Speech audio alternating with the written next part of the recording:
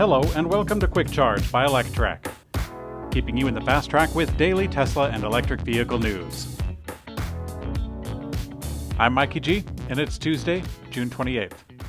Uber has announced that 15,000 Tesla vehicles are already in the hands of its drivers in more than 30 U.S. cities, and this isn't the only recent acquisition of Tesla vehicles. Last year, Hertz announced an important effort to electrify its fleet of rental cars, led by a massive purchase of 10,000 Model 3 vehicles to be delivered over the next few years. But now today, Andrew McDonald, Uber's Senior Vice President of Mobility and Business Operations, announced their current acquisition. Uber also reports some interesting statistics, such as the fact that 95% of drivers renting a Tesla through Hertz are driving electric on the Uber platform for the first time, and 92% of them are considering purchasing an electric vehicle since participating in the program. Now, if you ask me, this is steady good news for Tesla production. Both at the time of this deal being announced and also now, the wait list for Tesla is rather long, and Tesla has been balancing this and other corporate orders with the general public, and they're not giving discounts to anybody. While Tesla has a long wait time for many vehicles, a year or more in some cases, this is actually in line with the rest of the industry, including Cadillac, Subaru, Hyundai, Ford, and others. Volkswagen CEO Herbert Diess says that he believes that Tesla's decision to ramp up 3 Gigafactories simultaneously will weaken the automaker and help Volkswagen catch up. Earlier this year, Diess said that Volkswagen can sell more electric cars than Tesla by the year 2025. Also, Bloomberg recently came out with a report that claimed that Volkswagen could actually take the lead by the year 2024. Reuters reports that during a new work meeting this week, Herbert Diess said, quote, Elon has to ramp up 2 highly complex factories in Austin and Grunheim at the same time, as well as expand production in Shanghai. That's going to take strength out of him.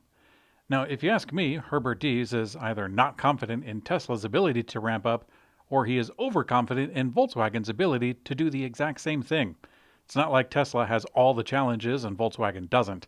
In Bloomberg's report, they pointed to a cash injection that Volkswagen will enjoy when the Porsche marquee goes up on the stock exchange. That does seem to be unique for Volkswagen, but Tesla is not without their own unique advantages.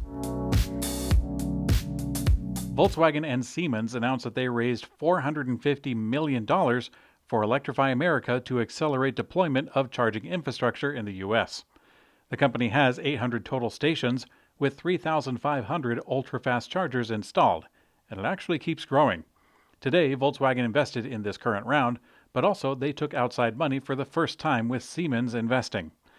Volkswagen says that the investment will result in, quote, Electrify America's accelerated growth plans through technological advancements in charging and energy solutions across public, home, and commercial offerings. Now, if you ask me, this is good news all around, and especially for Electrify America as a separate company. You may recall that the charging network was spawned in the aftermath of Volkswagen getting in hot water. They were cheating environmental standards. Clearly, what Electrify America has built has some value, since they're getting outside investment from none other than Siemens. This conglomerate of electronics also makes electric mobility solutions of their own, including chargers for public stations. Electrek takes a first drive in the Cadillac Lyriq, the first electric vehicle from the luxury marquee that will only be electric from here on out. I actually got to go personally to attend this event, so here's my quick take. This freshman entry in the electric CUV class of 2022 is a fluffy Cadillac in most every way, with all the interior features and trappings of a modern luxury car, except for a few points that were conspicuously absent. Cadillac themselves say that they worked hard to get this vehicle out ahead of schedule, and there's a few points that allude to the vehicle being a little bit rushed. The most notable example was the door handles. To get into the car, someone has to first press the handle-shaped button, and that will prop open the door. Then they pull open the door on a little hook, or just hold on to the door itself. This two-step method of entering a luxury car seems a little off-center for Cadillac, and I'm curious if this and other details will be ironed out in the next few years as parts and supply become more common. Photos of Hyundai's electric Ioniq 6 sedan have leaked in advance of the reveal, which was actually bumped up ahead of schedule and now officially released. It shows a swoopy aerodynamic shape for the upcoming electric sedan. The Ioniq 6 is the commercialization of Hyundai's 2020 Prophecy electric vehicle concept and actually carries a lot of that design. Looking at the photos, it's clear that the car was designed with aerodynamics in mind. It boasts a drag coefficient of 0.21, which is among the lowest available right now. The Model 3 sits at 0.23, while the Mercedes EQS is at 0.20.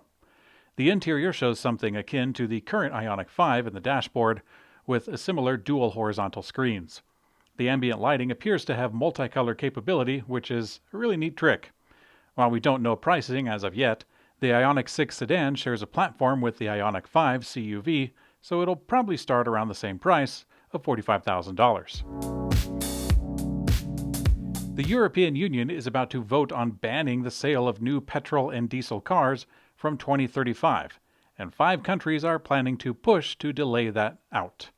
Italy, Portugal, Slovakia, Bulgaria, and Romania are holding out.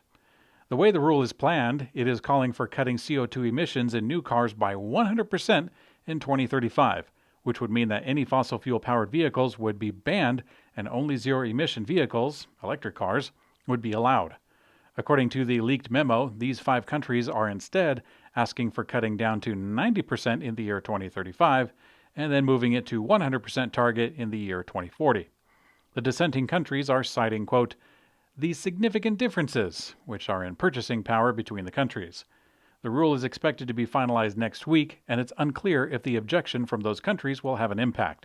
Since I don't live or spend much of any time in Europe, I don't have too much on the matter, but what I do know is that the result of these decisions will have a worldwide impact. After President Joe Biden was elected in the USA, car companies changed their tunes really quickly and jumped on the renewable bandwagon. While their marketing departments are quick to talk about environmental responsibility, I am 110% certain that these companies are looking at the bottom line, and complying with coerced energy standards makes for a small expense compared to having zero products with which to sell. In today's community comment, I'd actually like to apologize. I had bad internet issues in getting the YouTube episode out, and it took me over 1 hour to upload the audio version. That usually takes me about 3 seconds. The audio version actually did go out, but I have the whole video done and everything, I just never got to upload it. Maybe I'll put it up sometime, although it would be kind of out of order if I put it on the channel, and that would kind of bother me from an organizational standpoint. If you're curious, my first drive video of the Cadillac Lyriq was made public on the other channel. If you'd like to watch that, you can hear my longer take on the electric Caddy. The media event happened to take place across the mountain from me in Park City, Utah, so it was very easy for me to jump over and take a look. There's a link in the description so that you can check that out. Thanks for watching Quick Charge by Electrek. I'm Mikey G, and I hope you have a great day.